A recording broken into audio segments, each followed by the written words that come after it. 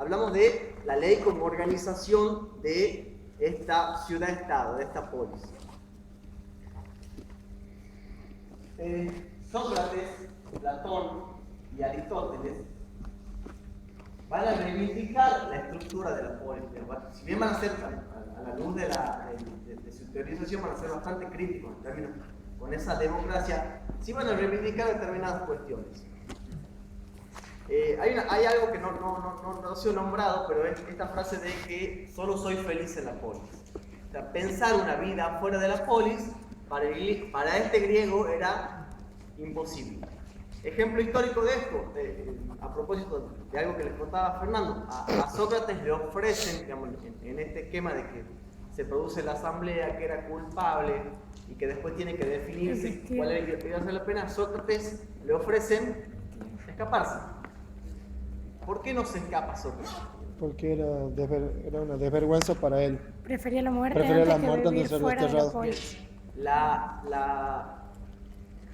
El ocaso de la ciudad-estado y el nacimiento de estas escuelas, si se quieren, ¿no? Estas escuelas filosóficas de detraimiento, supone una crisis de esa frase.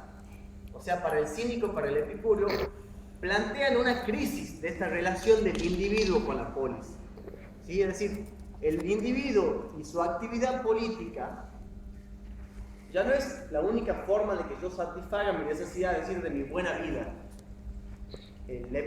Los cínicos y los epicúreos van a plantear esto, es decir, yo puedo ser feliz sin esa polis. Ahora, ¿qué sustenta este pensamiento de los cínicos y de los epicúreos?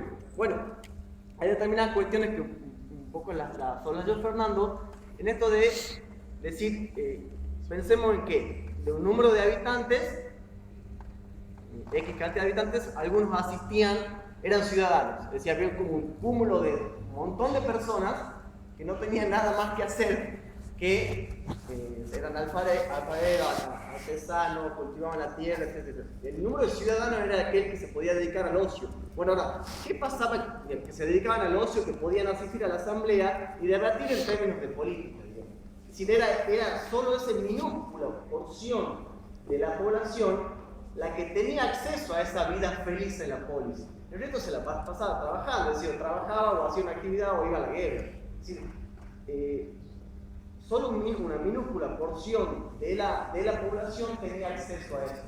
Y eso va generando precondiciones para que cínicos y epicúreos, una escuela filosófica de retraimiento en términos de que cuestiona este modelo de solo soy feliz en la polis, vaya sustentando, vaya pensándose a sí mismo como de que yo debo buscar otra alternativa para ser feliz. Es decir, debo dejar de pensar en la polis por mi ejercicio de la política. Digamos, solo soy bueno si participo activamente en términos políticos.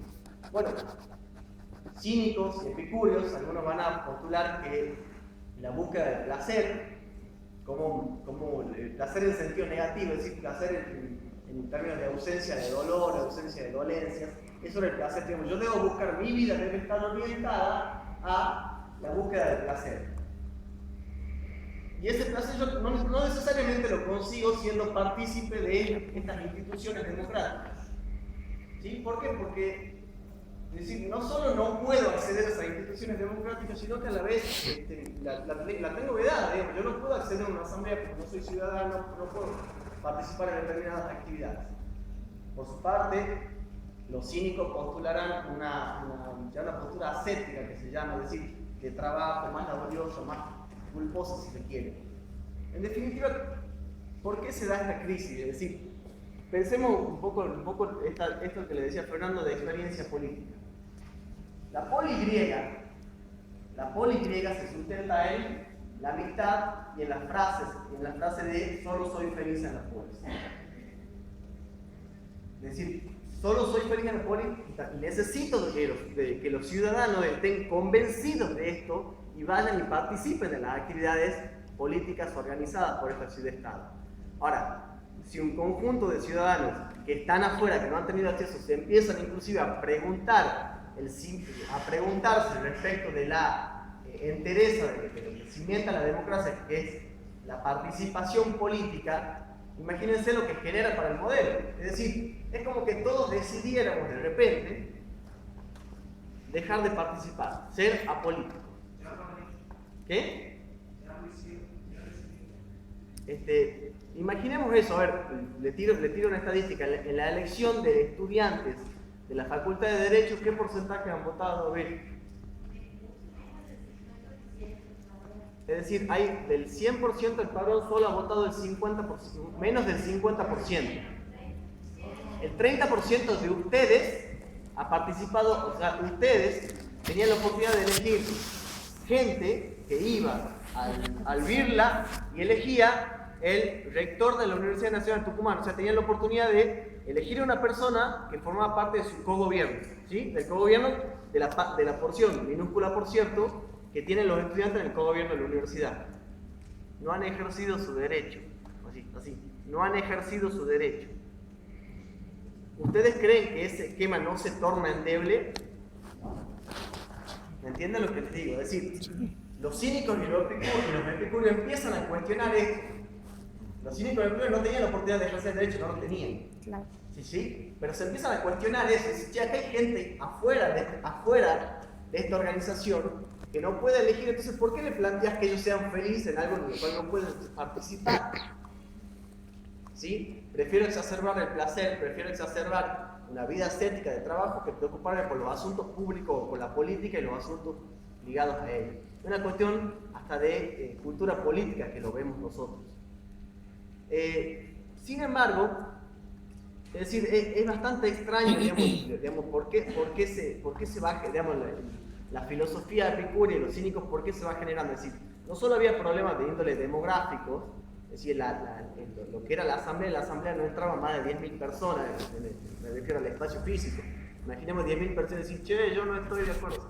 Era realmente difícil, no es digamos, está todo muy lindo de cómo se plantea, pero lo cierto es que tampoco el espacio geográfico en determinadas condiciones no se daba para que se desarrolle una asamblea en reales condiciones de asamblea o de expresión. Pero insisto en esto, es decir, los cínicos y los epicúreos ven la experiencia histórica, ven la experiencia histórica en términos críticos de Platón y de Aristóteles, que van a sostener solo soy feliz en la polis. Van a ver también estas críticas, digamos, es esta democracia la que lo mató a Sócrates, ¿sí? La que decidió, la que no pudo ver aquello que me planteaba.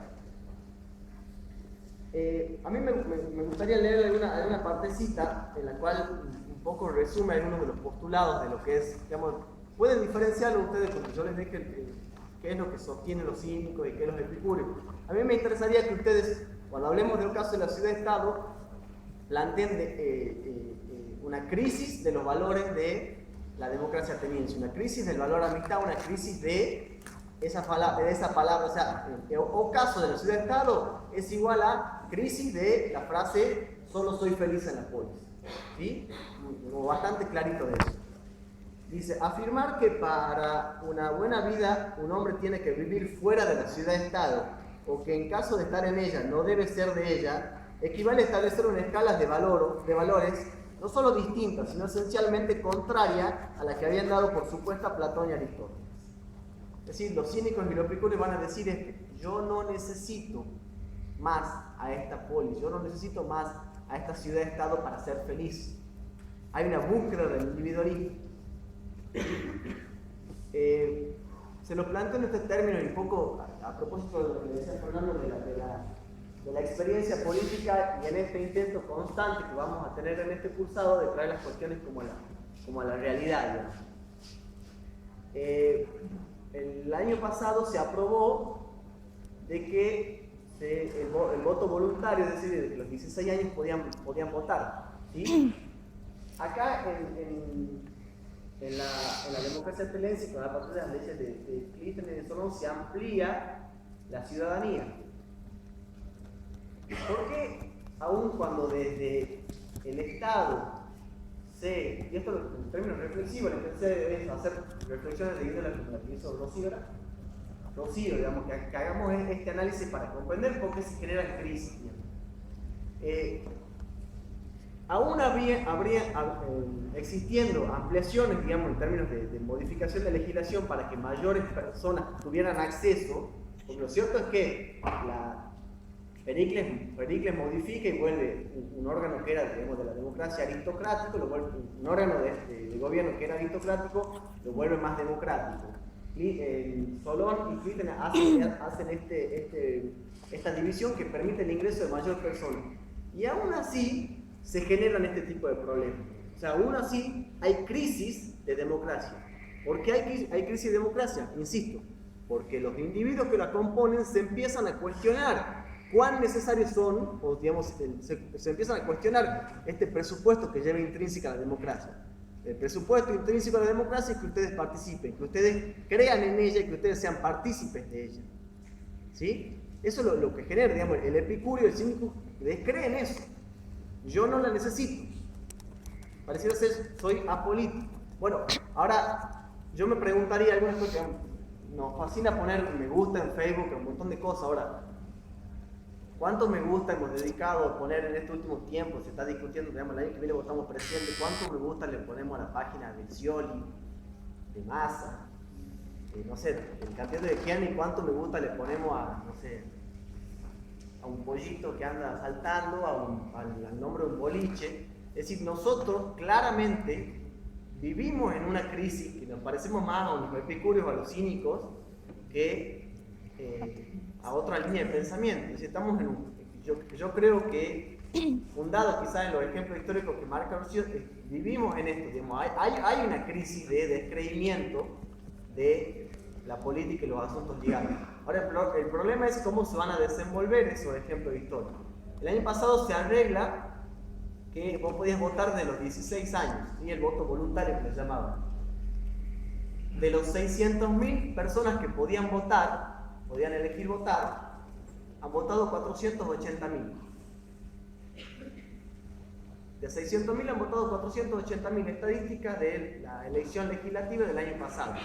O sea, los chicos de entre 16 y 18 años han votado en un porcentaje altísimo. Entonces, ¿por qué se ha dado? ¿Por qué se da el abstencionismo electoral, por ejemplo? No en ellos, claramente. Digamos, estamos hablando de una franja etaria de 16 a 18 años que vota cerca del 75%. La misma edad, pasados 6 meses, va a una elección de la Facultad de Derecho y vota un 30%. ¿Por qué? ¿Qué sucede? ¿Qué es lo que sucede? ¿Qué es lo que está pasando? Hay una crisis del cimiento, es decir, la democracia es imposible que no se vea volcada, que no se torne endeble si las personas obligadas a participar en el proceso no lo hacen. Múltiples razones, lógicamente las hay. Digamos, una de lo que marca Rocío es claramente una de las grandísimas razones. La falta de respuesta, el decremento de las clases políticas es otra de las razones. A ver, pensemos en la crisis del 2001. Yo tenía 17 años, estaba en el colegio, en octubre se hace la legislativa y gana el voto castigo. El voto castigo en ese momento era poner Belgrano, poner a Clemente, que era un personaje, un dibujito, era poner eso en el sobre. ¿Sí? Gana, o sea, el voto castigo, si tuviéramos que traducirlos en bancas, en un Senado, en un Congreso, Clemente hubiera tenido un lugar, digamos, Manuel Belgrano hubiera tenido un lugar esos años. Ahora, es como bastante ridículo eso, digamos, decir, el voto castigo, poner Clemente y poner a Belgrano pareciera ser, y esto me hago cargo, una expresión no democrática, una expresión muy cínica, una expresión muy de los cínicos, muy de los epicúreos. ¿Por qué? Porque carece